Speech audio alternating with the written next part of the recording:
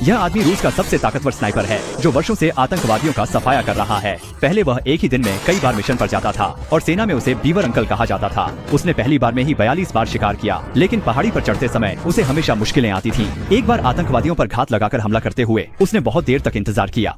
लक्ष्य दिखाई नहीं दिया तो बीवर अंकल को लगा कि जरूर कुछ गड़बड़ है। काफिले पर एक रहस्यमय स्नाइपर ने हमला कर दिया। उसके साथी को गोली लगी और बीवर अंकल खुद भी गोली लगने के बाद पानी में गिर गया। इसी समय मध्य एशिया के एक देश के कैफे में 2 रूसी एजेंट चेचन आतंकवादी जालिद का पीछा कर रहे थे। वे लोग काकेशस क्षेत्र से गुजरने की योजना पर चर्चा कर रहे थे। रूस की सीमा के भीतर बम धमाकों और कई अपराधों को अंजाम देने वाला आतंकवादी सरगना गिरफ्तारी से बचने के लिए पहले ही अपना चेहरा बदलवा चुका था।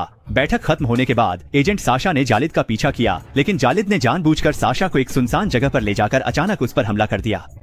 जब साथी श्योमा साशा को ढूंढने पहुंचा तब तक साशा शहीद हो चुका था। 3 महीने बाद अपने साथी को खोने के बाद श्योमा को नया आदेश मिला। उसे काकेशस पर्वतीय क्षेत्र में जाकर जालिद की हत्या करनी थी। भले ही वह इस मिशन के लिए सबसे उपयुक्त व्यक्ति नहीं था, लेकिन जंग रॉन्ग के बाद जालिद को केवल उसी ने देखा था। इसी वजह से वरिष्ठ अधिकारियों ने एक और स्नाइपर मैक्स को भी इस मिशन में शामिल किया। उसके साथ मिशन पर जाने वाला व्यक्ति सबसे बेहतरीन स्नाइपर था। पिछली बार की कार्रवाई में असफल होने के बाद हाई अंकल लगातार यह सोचते रहे कि दुश्मनों ने उन्हें मार क्यों नहीं डाला, सिर्फ घायल ही क्यों किया। श्योमा तय समय पर हाई अंकल की टुकड़ी में पहुंचे और उसी रात वे तीनों चुपचाप निकल पड़े। हेई अंकल ने योजना के अनुसार हेलीकॉप्टर से निर्दिष्ट स्थान पर जाने का फैसला नहीं किया, क्योंकि हर जगह दुश्मनों के जासूस फैले हुए थे। उन्होंने 3 दिन तक पैदल चलकर जंगल पार करके काकेशस में प्रवेश करना ज्यादा बेहतर समझा। वे सबसे पहले गुप्त मिलन स्थल पर अली से मिलने पहुंचे। अली वहां का एक प्रभावशाली व्यक्ति था जिसका आतंकवादियों से गहरा बैर था। उसने हेई अंकल को बताया कि फिलहाल जालिद के बारे में कोई खबर नहीं है, लेकिन उसने एक और जानकारी दी। हेई अंकल के आसपास कोई गद्दार है। आभार स्वरूप हेई अंकल ने उसकी मदद करने के लिए सहमति दी। जिसे बचाना था वह अली की बहन का बेटा था।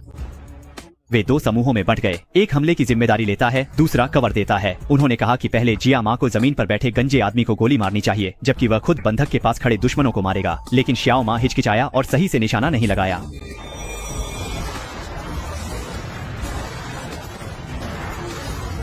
घायल गंजा आदमी तुरंत पलटा और बंधक को गोली मार दी।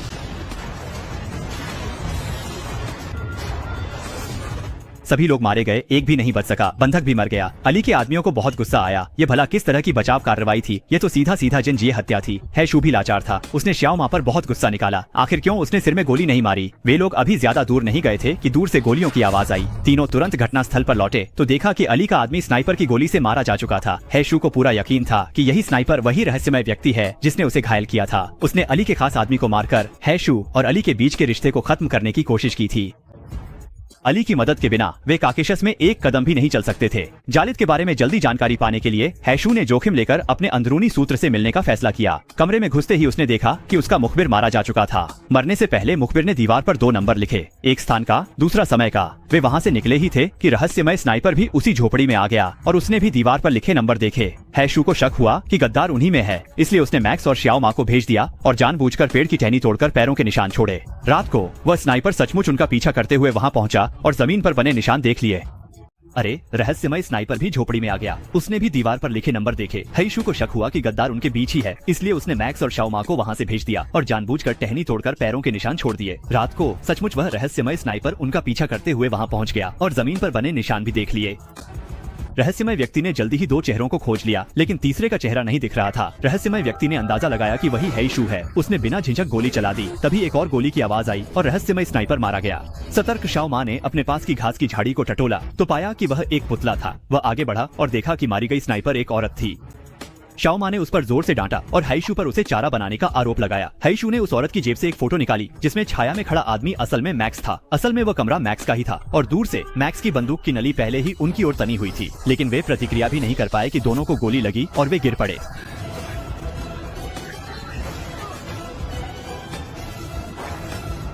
हाथ में गोली लगने का अभिनय करते हुए वह तुरंत होश में आया और पलटवार किया। मैक्स ने भागने के लिए ग्रेनेड फेंका और छुप गया। श्याओ माँ के शरीर में चाकू का हैंडल गोली रोक गया, जिससे वह बच गया। मिशन अभी भी जारी था। हैशू तय समय पर अंदरूनी सूत्र द्वारा बताए स्थान पर पहुंचा, लेकिन देखा कि आतंकवादियों की बैठक वाली जगह पर आम नागरिक भी हैं, इसलिए हवाई हमला नहीं बुलाया जा सकता और हवाई हमला शायद पहले ही जालिद को सतर्क कर देगा। हैशू की जिम्मेदारी थी कुलायफ को गोली मारना, जबकि श्याओ माँ को जालिद को मारना था। दोनों को केवल 500 मीटर के खुले मैदान में गोली चलाने की अनुमति थी और उसी दिन बड़ी संख्या में सशस्त्र लोग पहरा दे रहे थे। उनके पास सिर्फ 20 सेकंड का समय था पीछे हटने के लिए, जो लगभग आत्महत्या के बराबर था। श्याओ माँ ने सुझाव दिया कि वे 1000 मीटर की दूरी से गोली मारें, लेकिन हैशू ने असहमति जताई क्योंकि इतनी दूरी से एक बार में निशाना लगाना बहुत मुश्किल था। शाओमा अपनी जान बेकार में गंवाना नहीं चाहता था, इसलिए उसने मिशन अंजाम देने से इनकार किया। दोनों में बहस हुई। फिर शाओमा ने मिशन छोड़ने का फैसला किया और चला गया। जंगल पहुंचने पर किसी ने उसे बेहोश कर दिया। होश आने पर उसने देखा कि वह अली था। शाओमा की गलती से अली के भांजे और रिश्तेदार मारे गए थे। जब अली को पता चला कि असली गुनहगार गद्दार मैक्स है और रहस्यमय स्नाइपर भी मारा जा चुका है, तो उसने शाओमा को छोड़ने का फैसला किया, लेकिन उसे गाली दी और कहा कि वह एक पनमान है जिसने साथियों को छोड़ दिया और सिर्फ अपनी जान बचाई। शाओमा इससे बहुत आहत हुआ और वह फिर से युद्ध के मैदान पर लौट आया। इस बीच संपर्क करने वाला आतंकवादी कुलायफ पहले ही पहुंच चुका था। मारी गई महिला स्नाइपर को भी उन्होंने ढूंढ निकाला। सुरक्षा के जिम्मेदार लोगों ने तुरंत सतर्कता बढ़ा दी और सुरक्षा का दायरा और बड़ा कर दिया। ऐसे में हैशु और शाओमा के लिए तलाश और भी खतरनाक हो गई। जल्दी ही उनका लक्ष्य सामने आ गया। जिया लिडे कार से बाहर आया और उसके पीछे खोजी दल लगातार करीब आ रहे थे। शाओमा ने जिया लिडे पर निशाना साधा, लेकिन सुरक्षा कर्मियों के आड़े आने के कारण वह ठीक से निशाना नहीं लगा सका। जल्दी में उसने जगह बदलकर निशाना साधने की कोशिश की। हैशु ने देखा कि यह बहुत खतरनाक है, इसलिए उसने पहले गोली चलाकर ध्यान अपनी ओर खींच लिया। कुलायफ मारा गया। जिया लिडे तुरंत छिप गया, जिससे शाओमा ने अपना लक्ष्य खो दिया और हैशु भी उजागर हो गया।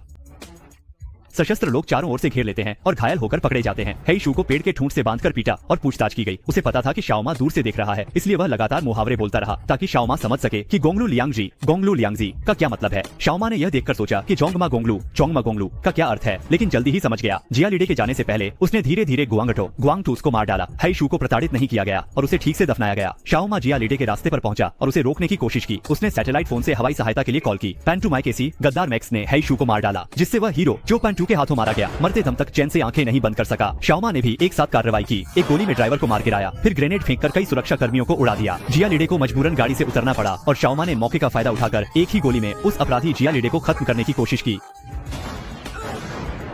चांगान की सुबह छोटा माँ जिया लिडे के रास्ते में उसे रोकने पहुंचता है। वह पहले सैटेलाइट फोन से कॉल कर हवाई सहायता मांगता है। गद्दार मैक्स ने खुद चाचा हेई को मार डाला। गद्दार द्वारा मारे गए इस हीरो की मौत भी चैन से नहीं हुई। छोटा माँ भी एक साथ कार्रवाई करता है। एक गोली से ड्राइवर को मारता है, फिर ग्रेनेड फेंक कर कई सुरक्षा गार्डों को उड़ा देता है। जिया लिडे को गाड़ी से उतरना पड़ता है। छोटा माँ मौके का फायदा उठाकर एक ही गोली में जिया लिडे को मार गिराता है।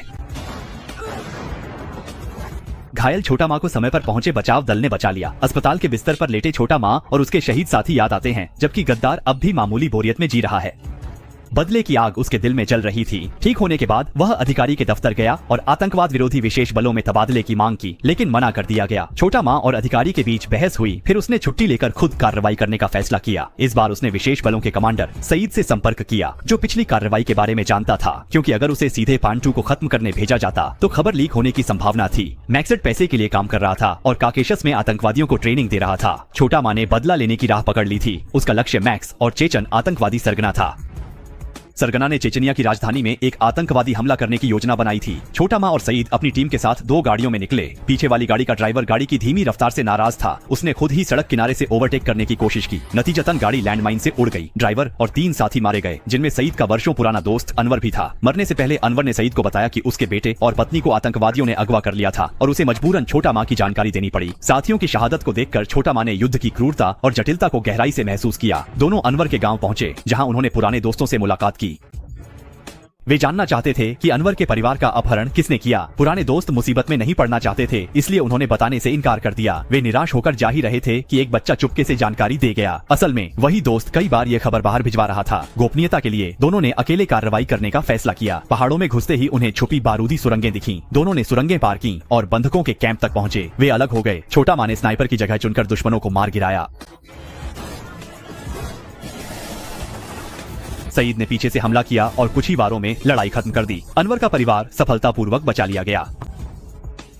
सईद ने एक आदमी को जिंदा पकड़ लिया, लेकिन वह कोई भी जानकारी देने को तैयार नहीं था। सईद ने उसकी टांग में गोली मार दी तो उसने तुरंत बता दिया कि यह सब सरगना और मैक्स के इशारे पर हुआ है। जाने से पहले अनवर के बेटे ने सईद को बताया कि सरगना ने तुम्हारे अंदरूनी आदमी को मार डाला है और वे बहुत सारे लोग लेकर उत्तर की पहाड़ियों में इकट्ठा हो रहे हैं। 2 दिनों के भीतर ग्रोजनी पर आतंकवादी हमला करने की तैयारी है। ईद इस महत्वपूर्ण जानकारी को मुख्यालय तक पहुंचाना चाहता था, लेकिन छोटा माँ उसे रोकने की पूरी कोशिश कर रहा था, क्योंकि ऐसा करने से जानकारी लीक होने की संभावना थी। अगर आतंकवादी पहले ही खबर पा लेते हैं तो मैक्स को ढूंढना और भी मुश्किल हो जाएगा। इसके बाद दोनों पक्षों में बहस और झगड़ा हो गया। अच्छी बात यह रही कि सईद के लोग पिछली लड़ाई की गोलियों की आवाज सुनकर वहां पहुंच गए। रात में किसी संभावित गद्दार की साजिश से बचने के लिए सईद ने छोटा माँ को एक परित्यक्त किले में जाने को कहा। जब दोनों समय पर मिले तो वे अपनी टीम को छोड़कर अकेले ही आगे बढ़े। मंजिल तक पहुंचने में उन्हें 1.5 दिन का सफर तय करना था। सईद अपने मुखबिर अली से मिलने गया, लेकिन अंदर जाते ही उसे बुरी तरह पीटा गया क्योंकि अनवर ने भी अपने लोगों को धोखा दिया था। अली ने आतंकवादी सरगना की पूरी योजना बता दी और कहा कि वह अब उनकी मदद नहीं करेगा। फिर अपने लोगों के साथ वहाँ से चला गया। उसी समय सरगना अपने लोगों के साथ गाँव आ गया। दोनों जैसे ही जाने की तैयारी कर रहे थे, अचानक 2 हैंड ग्रेनेड अंदर फेंके गए। दोनों को पकड़ने के बाद पहाड़ पर बनी काल कोठरी में बंद किया गया, जहां पहले से 2 अन्य यूनिट के स्पेशल फोर्स सैनिक थे। उन्हें बाहर निकालकर पूछताछ के लिए ले जाया गया। सईद ने विरोध किया, जिससे